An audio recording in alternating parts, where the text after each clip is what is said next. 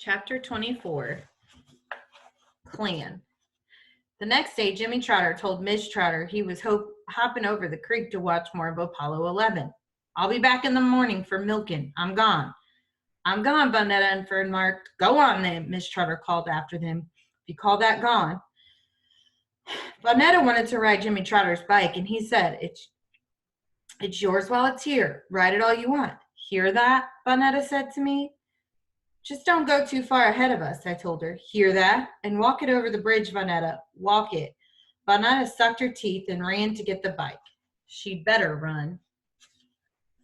Jimmy Trotter smiled.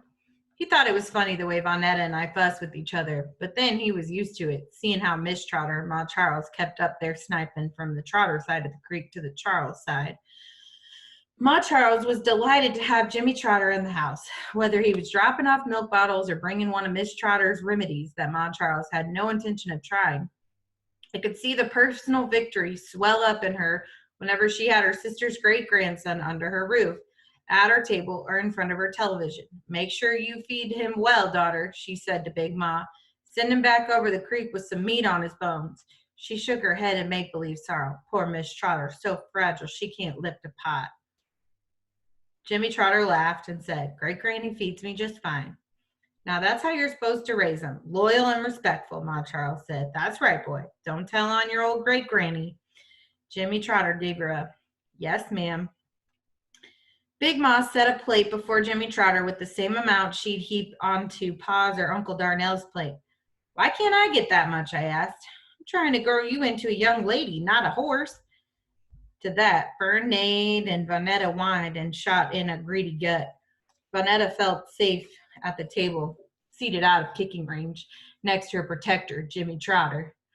"Throw another chop on her plate, daughter," Ma Charles said, "and some butter beans, some gravy. Can't have her running across the creek eating up all your great granny's weeds and berries," she told Jimmy Trotter.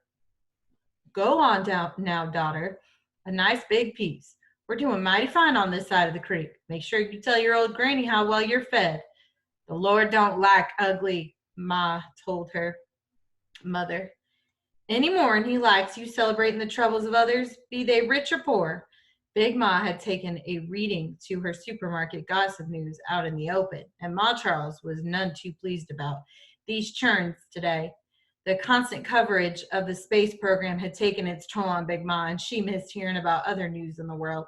"Don't know why you care so much about the troubles of rich folks," Ma Charles scolded. "Daughter, I might not agree with men poking up in God's heavens, but that's news. Now, if you had a husband—" "Come on, son, and watch your Apollo 11, Big Ma said, knocking off vows like she was knocking off the suggestion that she needed to get married. "May God show them astronauts and their families a mercy." Jimmy Trotter scooted before the television, and I scooted along with them. I wasn't in the space race, but there was no way I'd miss the moon landing. I almost fell asleep on Jimmy Trotter's shoulder, but Caleb bayed along fitful notes and wouldn't stop. We all looked around. A rumbling pounded beneath me. Jimmy Trotter sprang up in one motion and ran to the window. Caleb bayed on and on. Big Ma said, "Boy, get from that window. You know better." "I want to see them, Aunt Ophelia." "You'll see nothing. You know what it is." "See what?" I wanted to know. "Klan riding," Jimmy Trotter said. "Sounds like a dozen of them." "Riding horses?" Fern was excited. "Get from that window," Ma Charles said to Fern. "It's no Wild West show." "I want to see the horses," Fern said. "And I told you," Big Ma was firm. "There's no horses to see." Before I had sense enough to stop myself, I was in the window, not even crouching, but every inch of me standing tall. The riders had long ridden past us and into the pines. It was too dark to see horses, but I could still see their hooves punching the ground our horses stood on. I could see white ghosts moving in the night and torches against the black. I could see the sheets, white sheets. "Get out that window, gal! Get out!" Big Ma shouted at my back. I might as well have been 21 and not 12. In my bones, I knew I'd outgrown my fear of Big Ma and that there was nothing she could do to me, but I stepped away from the window. I was both afraid of the Klan and fascinated by them. They weren't in a newspaper article or on the evening news. They were here. I felt them pounding their horses' hooves into our land and saw them riding past the fields and into the pines. The way Caleb sang, loud and sad, I couldn't tell if he was baying at them or if he wanted to be with him. It was a long, sad song. Jimmy Trotter, Ma Charles's voice had lost its cackling.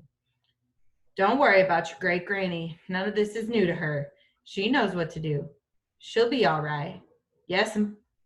There was no sympathy for me. Big Ma scolded. Delphine, I can't understand why you went running to that window looking for trouble.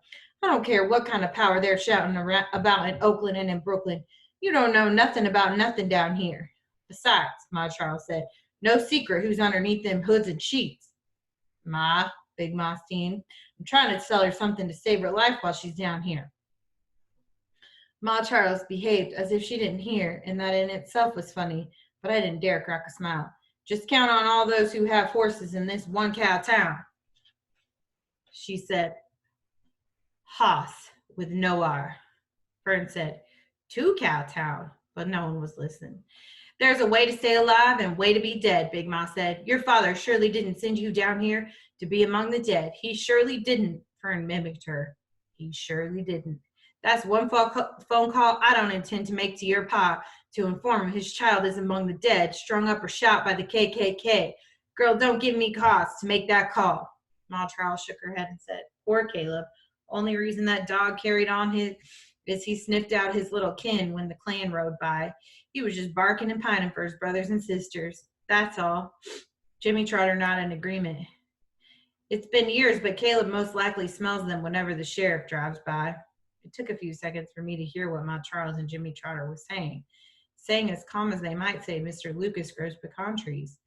The sheriff? The Klan? I asked, my voice loud, excited. No wonder Cousin Jimmy Trotter had given him a bunch of yes, sirs. Ma Charles nodded. All the Charleses on the white side are Klan. Then there's my Henry's people, she beamed, the colored side. Ma, Big Ma said, y'all stop talking about this. No one needs to know this stuff.